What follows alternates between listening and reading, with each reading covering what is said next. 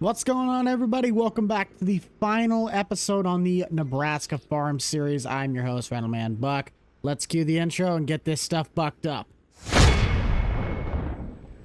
Trying to finish up Nebraska is going to consist of three things: field work, selling grain, and trying to get the last bits of harvesting done. We can start doing the field work with the vertical tilling and anhydrous application, but we don't have the ability to really finish the harvesting in one day because we still got probably, I think, 6 fields left to do. We're heading down to Thompson's Elevator. We'll sell these 3 trucks.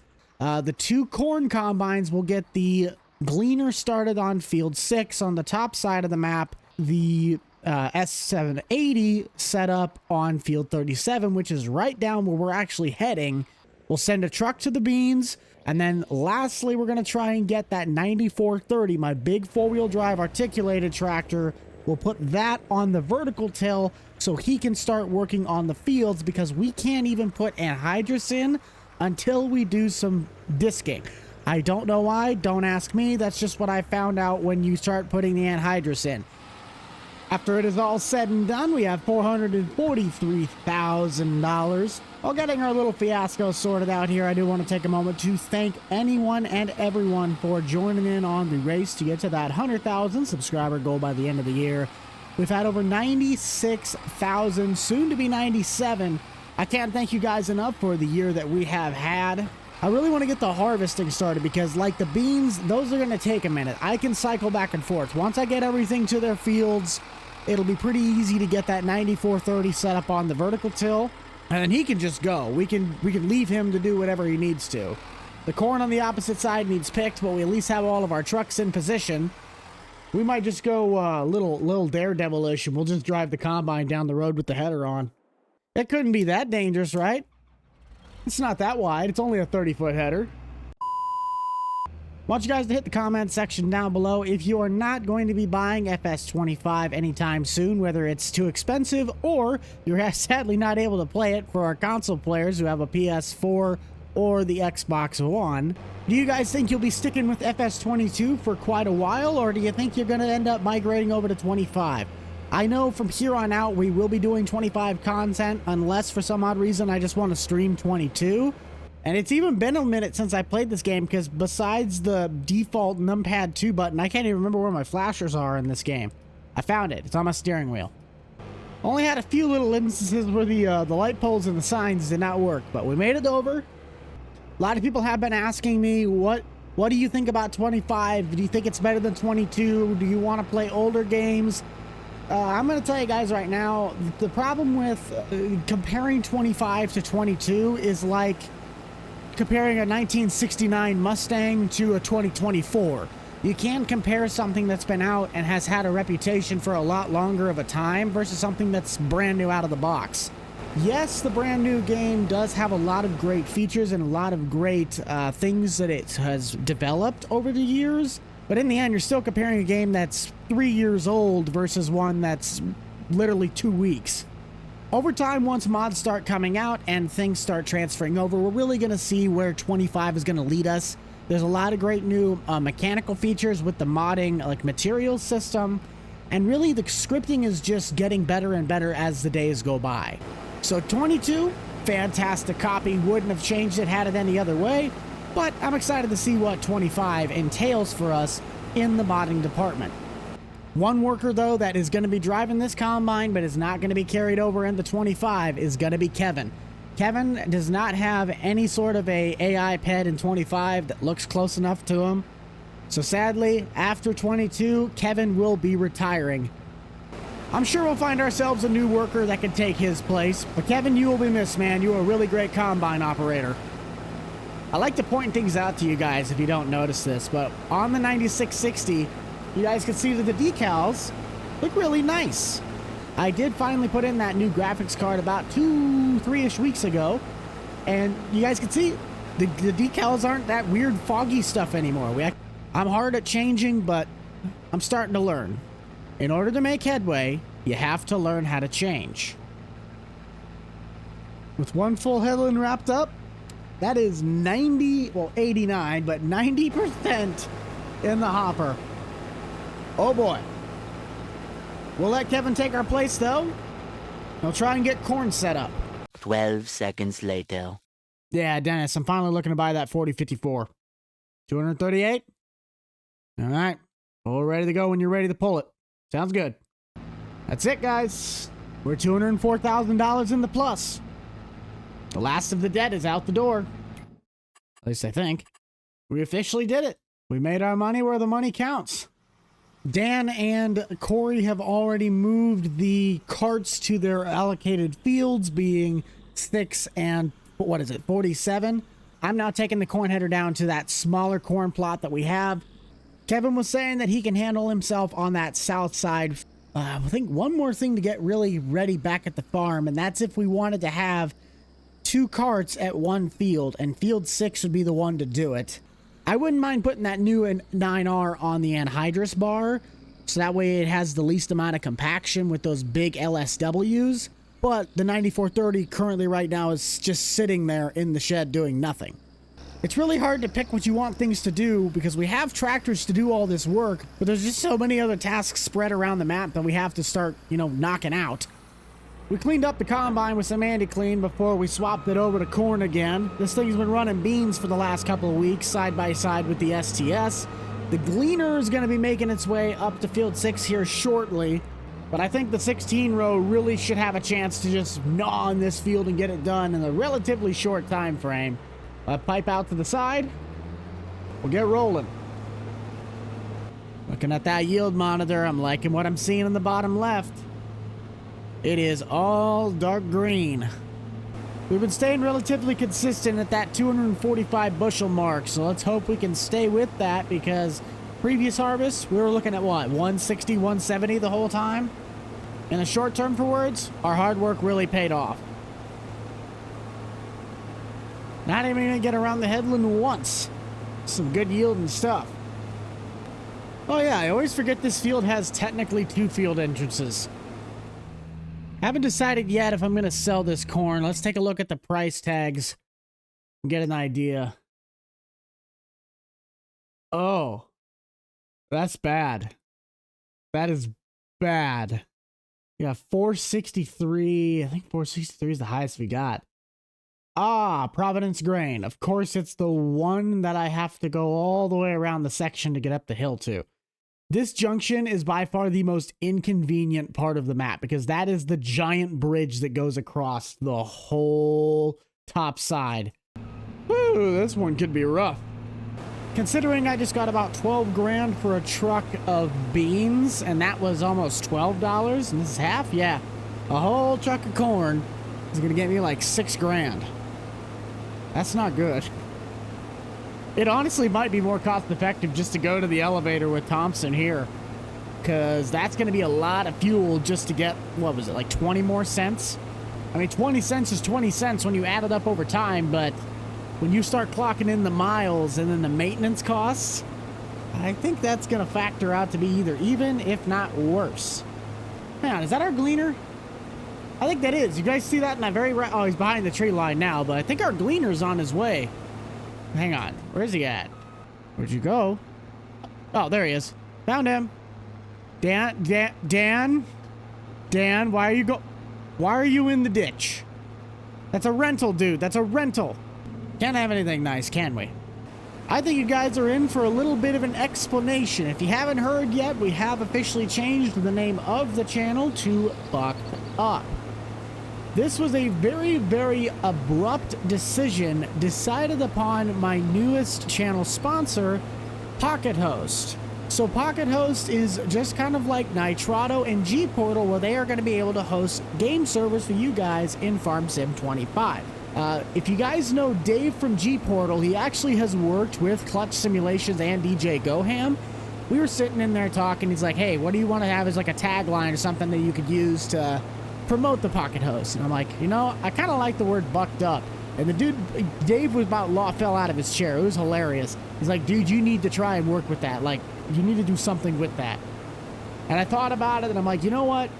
I honestly think it's time for a change. I've been rocking the Rental Man name for the longest time, and it's based off of a joke. So why don't we throw a wrench in things, and for the brand new year, we go under a brand new name. I want to bring you guys some really great content, but keeping that same mentality of, I'm going to bring the quality before I bring the quantity. We've had a really great amount of people join this community and really build its strength in numbers. And Bucked Up really is just the head of the program. We're not getting rid of the Rental Man name in full. My channel's handle is still going to be Rental Man Buck. But from here on out, we are going to be rocking that Bucked Up name, so I hope you guys do enjoy that. I certainly have been enjoying it, and I've really been enjoying the drive that it's given me, the spark that it's reignited to make this channel be something that it really can be. Not like running over the corn, though. We don't like that part. Kind of forgot, since Dan left to go get the combine, that leaves me in the field alone. Whoops. As much as I'd like to get started with the vertical tilling, I think we're at least going to have to finish this field and finish the bean field. Then once we get those two knocked out, we can put our chips in on the tillage. If I had the row crop ready variant of this map, the rows would have been planted diagonally. So I'm going to set the AI worker to go diagonal.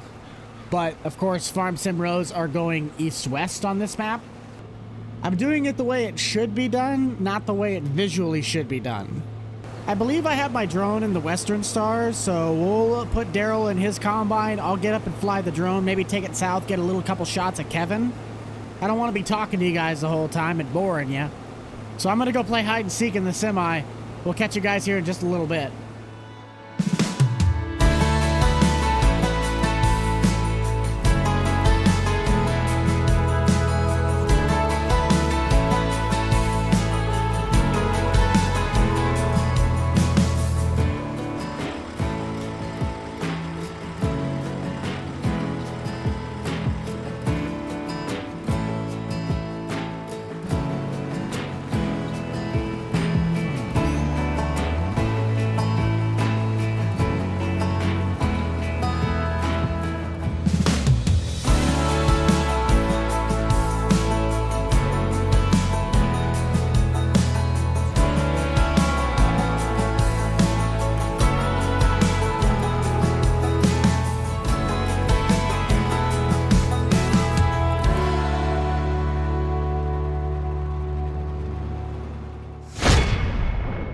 Hey, looks like Kevin's finally selling us some beans.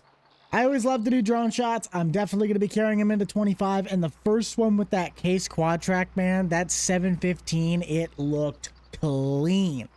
When looking at the analytics, it does seem that we're actually going to be about 80 cents short if we were to just drive all the way up on the hill versus if we sell right down here.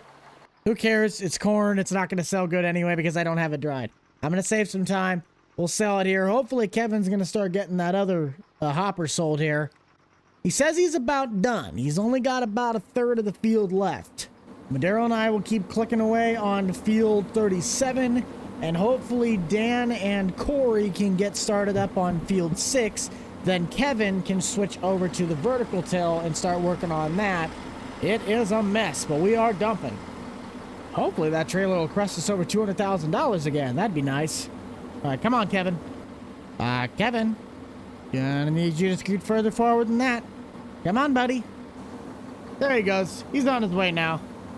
I didn't see how much a hopper this got because I wasn't paying attention. I think it was, what, 3,600? That is horrible. That's not even $5,000 a trailer. Wait a minute. No, that's not even $5,000. Wow. That is downright. That is pathetic. Wow. Maybe we might take that extra dollar if it's worth it. Gotta love the 2024 grain market. Deciphering our vertical till and anhydrous situation, though, I believe what we'll do is we'll put the 9430 on the vertical till and the 9520R on our anhydrous bar. Who's... Okay, Dan's in the cart. So that's Corey in the combine. That does not make me feel any better about this. Let's just run down and see how he's cutting, because it looks like it's leaving a pretty good chop trail behind it. Gleaner's been running well. I haven't had any real complaints on it yet. Just that stinking offset on the header is the only thing that has really driven me nuts. What? Corey? What are you... Corey, you're fired again.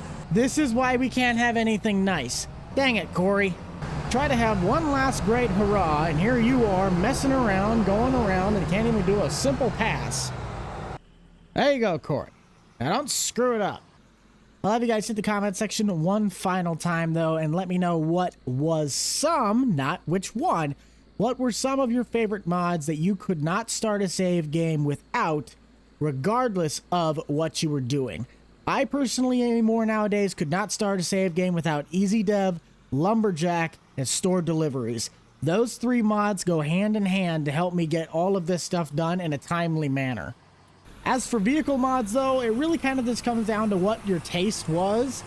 I love these projects like my uncle's '08 Power Stroke. Even though it will never go public, it's still just one of those that it progressively got better and better as my modding really started to take off. Daryl's full, and by the looks of it, Corey's also full. I'll obviously be taking care of Daryl, and Dan will take care of Corey. You just don't know what I want to do because we're kind of throwing away corn if we sell it for not even $5 a trailer at Thompson.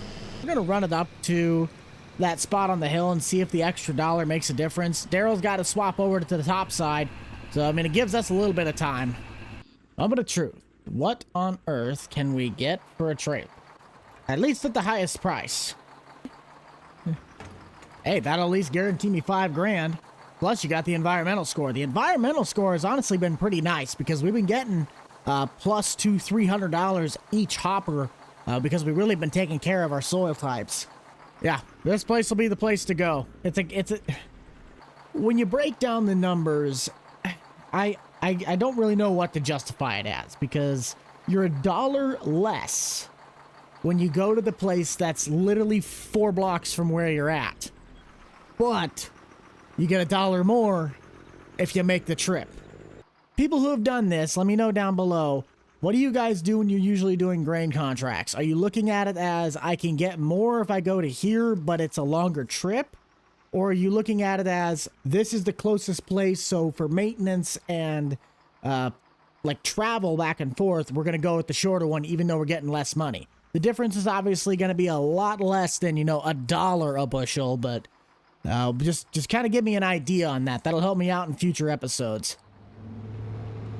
Daryl has to take a phone call, so I'm going to jump back in the S-Series quick to try and finish out this little chunk on the bottom half of the field.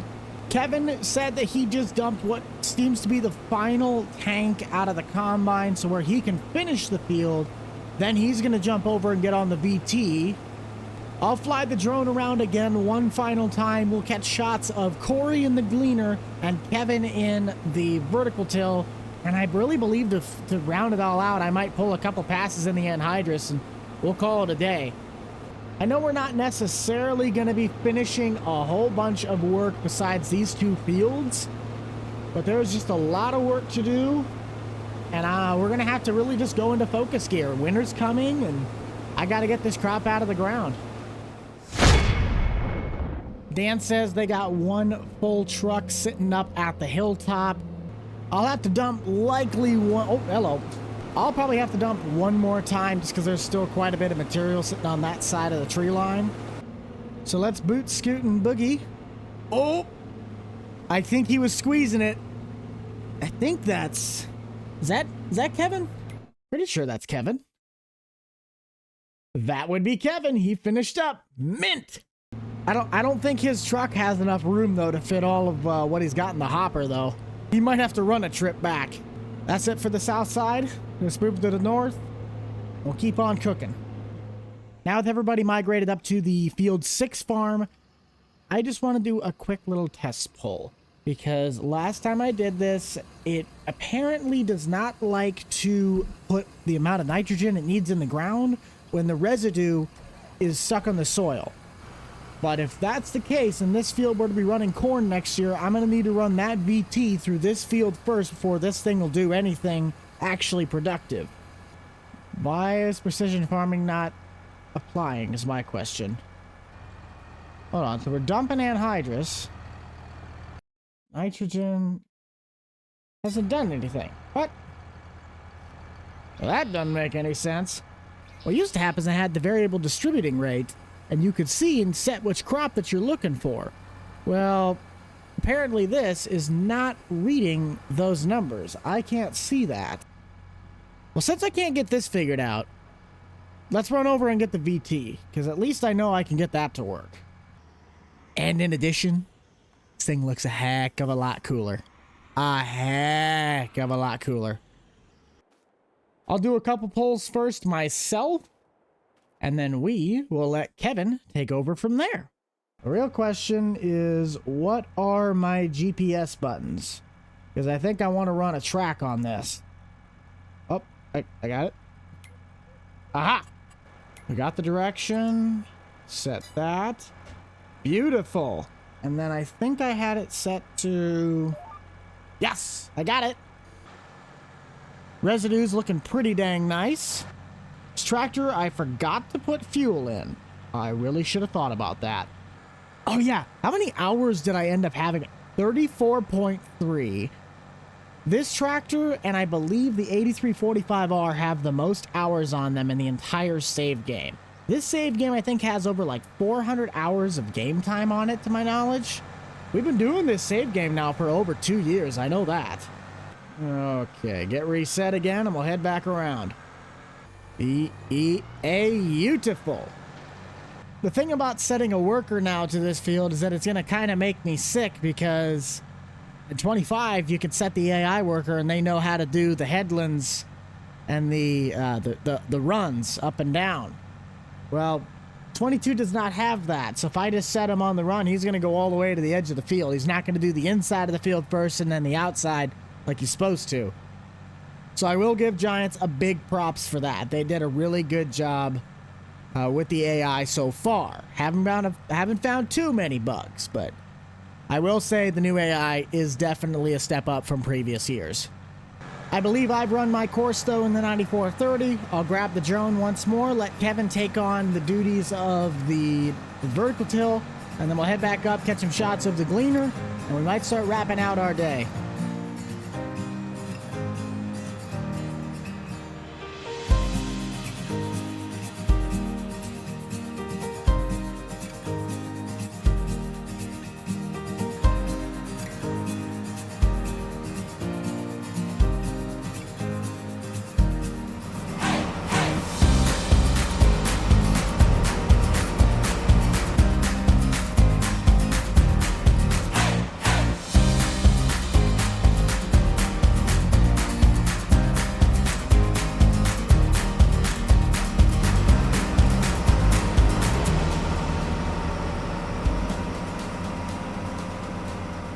I think that's just about gonna do it for us this time, guys. Be sure to smash that like button if you did like all of the Nebraska Farm Series content that came out over the last 2 years. But in reality, time's gonna keep rolling and we gotta keep moving. So be sure to check out the rest of the Nebraska Farm Series playlist up in your top right hand corner. And always remember, from all of us here at BUCH'D Productions, we'll see you all in the next one. This is the Rental Man out. Peace.